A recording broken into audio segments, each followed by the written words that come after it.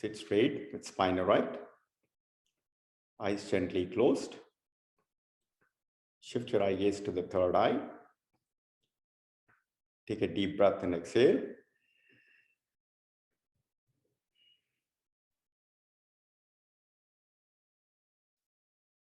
We'll start today's session with opening chant.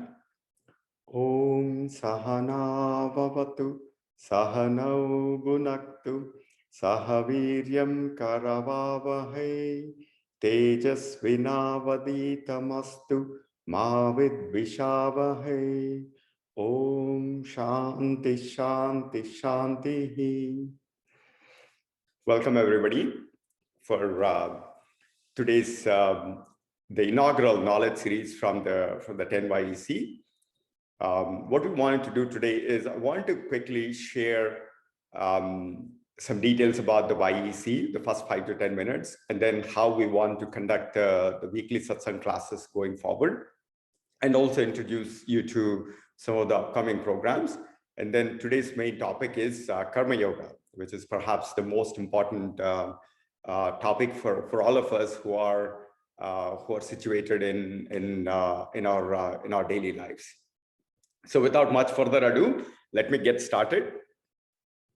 Let me share my screen.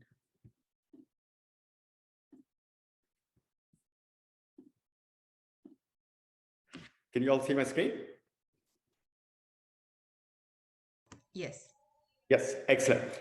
So as many of you know, we just launched the 10 YEC, which is the Youth Excellence Center. It's all about all of us, you. We as the youth, our ultimate potential is to pursue excellence or to reach excellence in all our endeavors.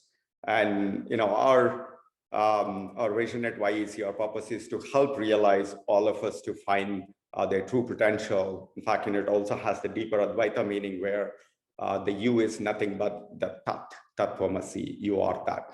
So our job is to help everybody realize the excellence. And I shared this with some of you where, why we wanted to start this. Number one is, as Dr. Sunil mentioned in some of our previous sessions, the two problems that we kind of identified, and we regard those as opportunities. Number one is mind has become the weakest link in today's world with all the weapons of mass distraction and also the growing sensory indulgences. And with yoga, we have the ability, with yoga and the spirituality, with some of the processes, we have the opportunity and the capability to restore the superhuman power within everybody. And that's what we refer to samyama, which is the total mind control with the simultaneous application of concentration, meditation, and total equilibrium, or the equanimous mind. And that's what Patanjali referred to as the secret to excellence. So we want to share our insights and our learnings from the yogic processes to equip everybody to realize the total control of the mind. And then the second problem setting, or the setting that we have all around, is growing inequality and divisiveness. And for that, we need to build more socially conscious and inclusive entrepreneurs. Entrepreneurs are the change agents, and particularly who can actually spot a status quo. And instead of complaining about it, people who have the ability to the challenging the unfair status quo to restore more equality and more inclusiveness in the two world. So our purpose at YEC is to tackle these two fundamental problems. Number one, fundamental problems, and rather view them as opportunities to restore our true human power with samyama. And then with that total control mind, how do we channel them to be the entrepreneurs who are the change agents to build a better world for us? Any questions, comments, Dr. Sunil? No, G. Yeah, I think you eloquently said. I think this anxiety, depression, and mental problems have become a significant pandemic now. Another pandemic cooking. And I think that there is not a good treatment for it, at least from a medical science standpoint. I think yoga and meditation offers one of the best non-invasive, no side effect way of treating this one, and with a long-term potential, not just instant gratification. Exactly. And in fact, once we get total control of your mind, and as Patanjali said, we have the ability to go and conquer whatever we set out our mind to do. And today we are becoming a slave to assistants and the world around us. So for that, the unique, or I wouldn't call it unique, the recipe that we want to bring forward with the IEC is this convergence of technology and entrepreneurial skills combined with the yogic powers and also the socially conscious, the sharing ability. So the combination of these three skills could potentially result in a very potent force to tackle the inequality and some of the unfair status quos. And that is what we are trying to bring together. And that's what we want to harness in everybody that's a participant at YEC. And this is not one person or one system. Rather, we were trying to build it like a platform where everybody can be an excellence provider. Like, for example, Dr. Sunil, Dr. Makan, and then Kiran, and all of us, we all have certain mastery over certain domains. We all could be the excellence providers. At the same time, we also could be an excellence seekers. We want to make YEC as a platform so that anybody can participate in one or both roles as an excellence provider and excellence seekers. And it is very much like an Uber, like a two-sided marketplace where anybody could be a driver or a rider. Similarly, anybody should be able to participate through this, the YEC platform. And for that, we are actually trying to introduce a unique framework. This is something that I've used in my professional context and also in the personal life. It's referred to as IOAM, the insights and outcomes, actions and metrics. The insights and outcomes is what I refer to as a thinking muscle. It's basically the horizontal axis is a thinking muscle, ability to stop a situation and identify the status quo. And from there, one should be able to craft a better experience for their own world. So ability to look at the status quo and then applying that to creating a better world, to the outcomes. And that is the thinking muscle that we want to nurture.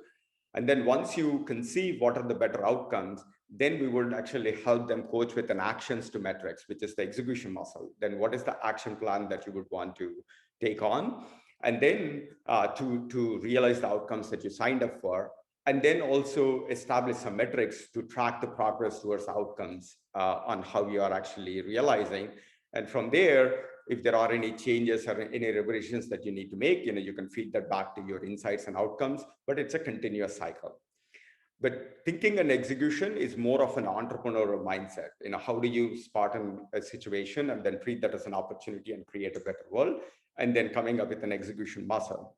But what we need to build these two muscles is a character muscle. I sometimes refer to that as a self muscle. So this is where people need to fundamentally have a strong self-aware, and the self and the character, which are things like mindfulness, samyama, yama, niyama. These are the core self-awareness, the character muscle that we need to have. On that foundation, we are going to nurture and grow the think and execution muscle. So I think, we do have a bunch of entrepreneurs, but sometimes they do not have a stronger foundation on the self. And sometimes, those create more divisive outcomes in the world. So this combination of thinking, execution, and the character muscle is what we are trying to incorporate in every one of the programs that we want to do. Like, for example, there are several tracks that we want to do. On July 31st, we are launching an entrepreneurship series with Adam Lansing. He was just here this afternoon with his family. He's one of the wonder kids in Plano, where he built an electric car in his high school. And he has his own company, and he's doing extremely well. He bought his own house, and he has clients in South Africa and different countries. So Adam will be kicking off our entrepreneurship series July 31st. And then we also would want to bring different technology in different domains, like neurology or whatever the domains. We want to create a technology series, and then we've already been conducting yoga foundation philosophy series, and we're also thinking of adding chanting series and some language skills and so on and so forth. But anything that we do within the YEC, we are trying to map it to this insights, outcomes, and actions and metrics. Why are we doing that? over the last 3 to 5 years, and I've done different programs here in India, and where what I felt was there is not a stronger binding function. People are actually attending classes, and I have a little bit more control in India. But I do not think people are making this as a regular habit, because I don't think people are able to take control of, have an awareness of how these classes are applying to their daily life. And without that binding function, it becomes very difficult to make that as a regular habit. And we all have very precious resources within a 24 hours, where we all have to, in our world, we have personal commitments, professional commitments, family commitments, and community commitments. Any investment that we make in any learning or sharing process, it has to directly contribute to creating a better experience in one's individual world. Unless we have that binding function, I do not think it actually becomes a sustaining family. Or a sustaining habit, something that they could make that as an anushasana. So what we are trying to do is help facilitate a process where one could actually build their own thinking muscle. Like, for example, if they come to a karma yoga class, they should be able to map it to their world of the 4 spheres, and then identify what unfair status quos exist in their world, and then how an investment of 1 hour into a karma yoga class or a morning yoga class or an entrepreneurship class can help them conceive or design better outcomes for them, for their own world. And then from there, we're going to partner and then come up with, okay, then what is the action plan that we're going to design that will actually help, realize these outcomes, and then come up with some metrics to track the progress. So this is, again, we are not forcing out on anybody, but rather we're going to facilitate somebody to design excellence in their own world, with this framework. Any thoughts or questions? Does it look all right, this kind of a framework? Yes, Srini, I think I can see these concepts apply to any aspect of life, right? Like, I'm not even thinking social entrepreneurship, but my everyday life, like, the little challenges that each of us go through. I could readily see how perhaps I can apply some of these and see the benefit, reap the benefit. Actually, exactly. The thing that I wrote is, it's not even social entrepreneur. Our ultimate goal is to design excellence in your own world. Yeah. It's just like in our world, I defined 4 spheres, but we could have so many sub-spheres or other spheres of our existence. In every one of our spheres of existence, we can actually strive to design excellence in our world. And it starts with being aware of the unfair status quos, and to be able to pinpoint them and then map it to a better experiences. How can we design excellence in the world?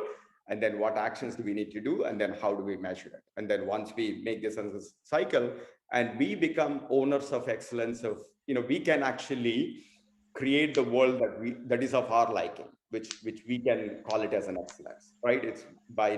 It's nobody else's measurement, it's our own measurement.